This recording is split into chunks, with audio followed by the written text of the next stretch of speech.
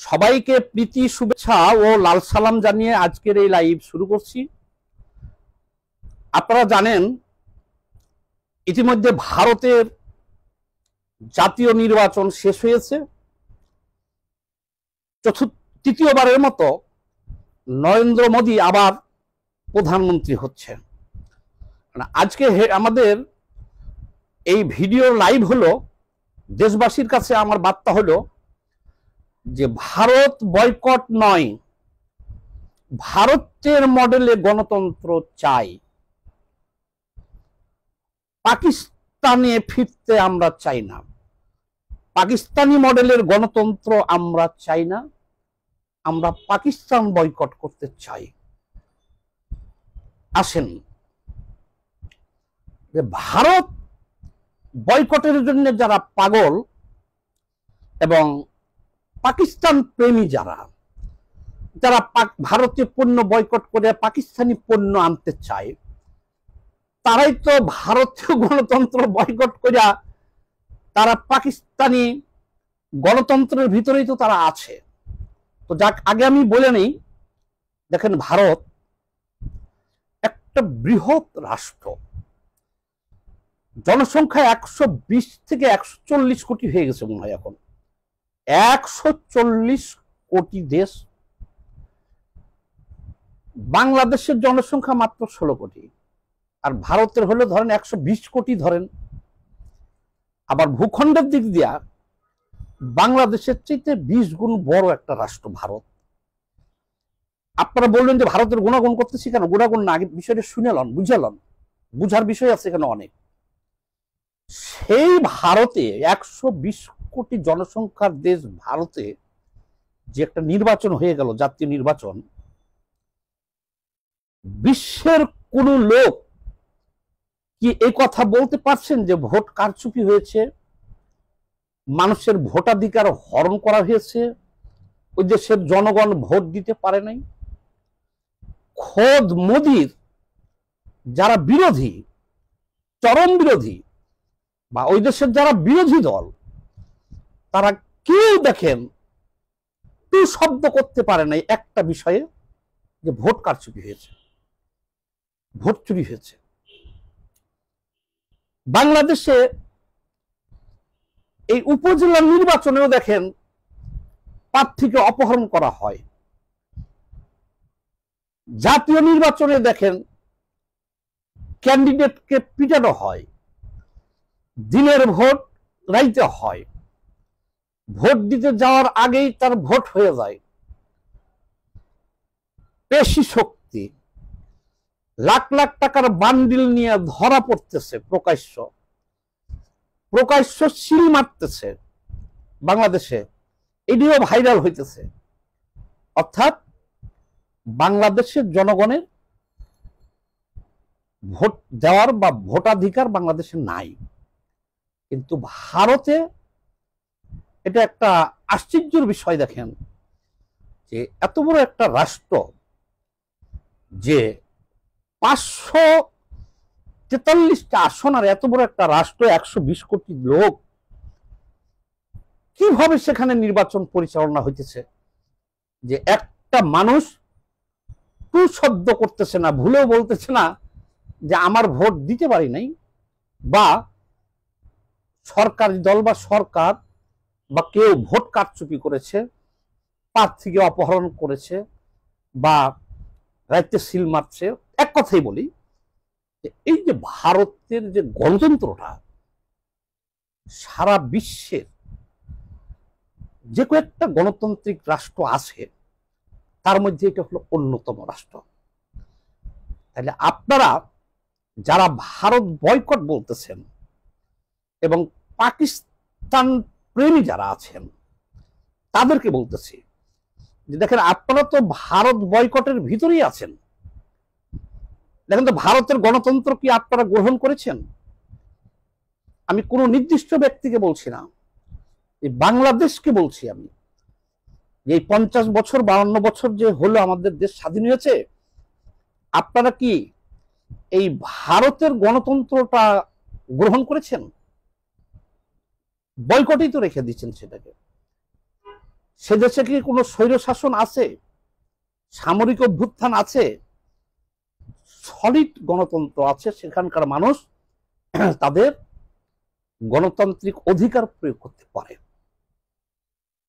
পাকিস্তান দেখেন, যারা পাকিস্তান প্রেমী আছেন তাদেরকে বলতেছি, পাকিস্তানে সেনা অভ্যুত্থান আছে, সামরিক শাসন আছে, হত্যা আছে, কু আছে, বিরোধী দলের নেতৃবৃন্দকে জেলে পুড়ে রেখা নির্বাচন করার বিধান আছে, ক্ষমতায় আছে তাকে বন্দুকের নল দিয়া সরাইয়ে দিয়া তাকে জেলে নিয়ে রেখা আরেকজনকে বসানোর নজির আছে। কোথায়? পাকিস্তানে। আচ্ছা, আমরা পাকিস্তান থেকে বাংলাদেশ স্বাধীন করেছি, কিন্তু দুঃখের বিষয় আমরা পাকিস্তানকে বয়কট করতে পারি নাই। এখন যদি বাংলাদেশ আর পাকিস্তান ক্রিকেট খেলা হয়, বাংলাদেশের 50% মানুষ জায়নামাজে বসে দোয়া করে যাতে পাকিস্তান জিতে। আমাদের দেশের অবস্থাটা হলো এই। বিশ্বাস হয় না আপনাদের? যদি ভারত পাকিস্তান ক্রিকেট খেলা হয়, তাহলে বাংলাদেশের পার্সেন্টেজটা অ্যাকুরেট বলতে পারি না, তবে 60% মানুষ, এখন জনসংখ্যা বেশি হয়ে গেছে, 60% মানুষ নামাজে পয়সা দোয়া করে যে ভারত যাতে হারে দেয়, পাকিস্তান জিততে হবে।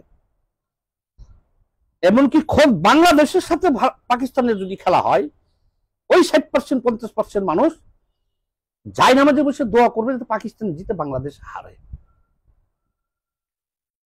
এই যে ভারত বয়কটের যে ধোয়া তুলছে যারা এখন, তাহলে আপনারা যারা ভারত বয়কট করতে চাইতেছেন, তাহলে আবার ভোট এবং একই সাথে ঘোষণা কিন্তু দুইটা আছে, যে ভারতীয় পণ্য বয়কট করো আর পাকিস্তানি পণ্য নিয়ে আসো।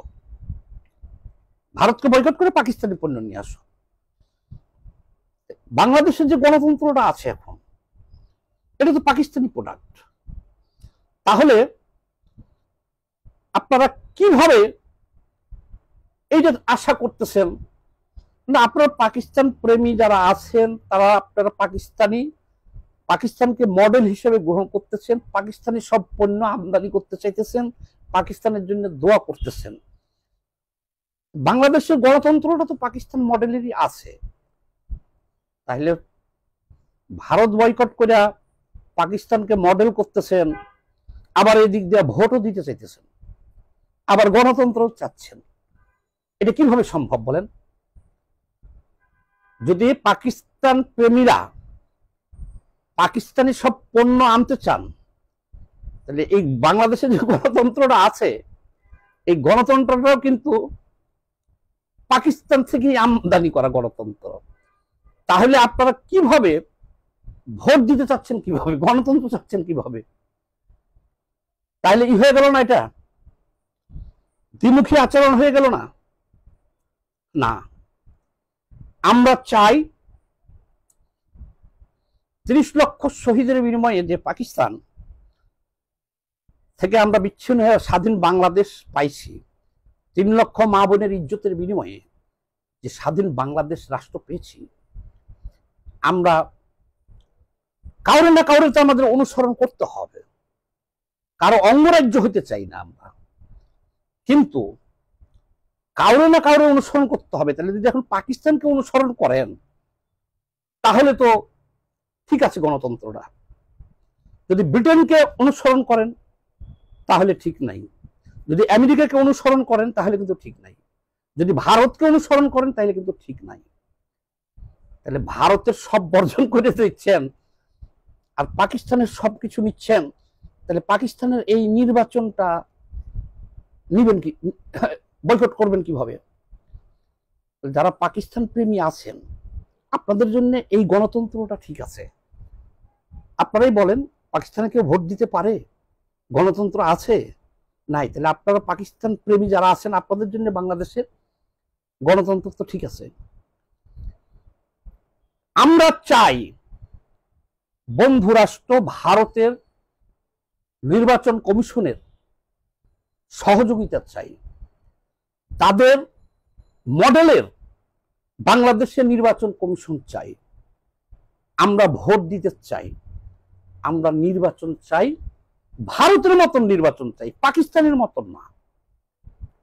আরো একটা কথা বলে দিই আপনাদেরকে, আমরা ভারতের মতন দেশপ্রেমিক নেতা চাই বাংলাদেশে। বলবেন কিভাবে? ভারতের যে কোনো আন্তর্জাতিক ইস্যুতে সেই দেশের সরকারি দল, বিরোধী দল, বাম দল, ডাইন দল সব এক হয়ে বিবৃতি দেয় আন্তর্জাতিক ইস্যুতে। তাহলে তাদের দেশপ্রেমটা কতটুকু? বলবেন যে আমাদের বাংলাদেশের উপর অত্যাচার করে, জুলুম করে, বুলুম করে, এটাই তো দেশপ্রেম তাদের। তারা তাদের দেশের স্বার্থে, তাদের দেশের জনগণের স্বার্থে বাংলাদেশ কেন সারা বিশ্বের লগে যদি বেইমানি করে, ওটা হলো তাদের দেশপ্রেম। আমরা ওই রকম দেশপ্রেমিক নেতা চাই। এখন যদি আমাদের দেশে একটা আন্তর্জাতিক ইস্যু আসে, দেখেন এই পাকিস্তান ইস্যু যদি আসে, তাহলে এই দেশটা দুই ভাগ হয়ে যাচ্ছে, 50% হয়ে যাচ্ছে। তাহলে দেশপ্রেমিক নেতা কই? দেশপ্রেমিক তো তাদেরকেই বলে। আপনাদের তো এটা বুঝতে হবে। আপনারা কথায় কথায় বলবেন ভারত আমাদের এই করছে, অত্যাচার করছে, এই করছে, ঠিকই তো করছে। তারা তাদের দেশের স্বার্থ দেখতেছে, তাদের জনগণের স্বার্থ দেখতেছে। আর আমরা দেখবো আমাদের দেশের স্বার্থ, আমাদের জনগণের স্বার্থ। আমরা যদি ভারতের মডেলের নির্বাচন দিয়া, ভারতের সহযোগিতা নিয়ে আমরা যদি ওই রকম মডেলে একটা নির্বাচন দিতে পারি বাংলাদেশে, বাংলাদেশের জনগণের ভোটাধিকার পুনরুদ্ধার করতে পারি, সমস্যা কোথায়? হতবাক হয়ে গেলাম যে ভারতে এত বড় একটা নির্বাচন হয়ে গেল, কোথাও ক্যান্ডিডেট অপহরণ নাই, কোনো ক্যান্ডিডেটকে মারধর নাই, কালো টাকার ছড়াছড়ি নাই, পেশি শক্তি নাই, ভোট ডাকাতি নাই, জাল ভোট নাই। কত সুন্দর একটা ভোট হয়ে গেল। বাংলাদেশের যে সমস্ত বাঙ্গু পাখি প্রেমী আছেন, আপনারা যেদিনকে পাখি প্রেম থেকে বিচ্ছিন্ন হইতে পারবেন, যেদিনকে আপনারা বলবেন যে 30 লক্ষ শহীদের বিনিময়ে বাংলাদেশটা স্বাধীন হয়েছে, আমরা পাকিস্তান চাই না, পাকিস্তান প্রেম আমাদের ভিতরে নাই, সেদিনকে এই দেশে গণতন্ত্র প্রতিষ্ঠা হবে। ভারতের জনগণের মতো বাংলাদেশের জনগণও ভোট দিতে পারবে। সবাই ভালো থাকবেন, সবাইকে লাল সালাম।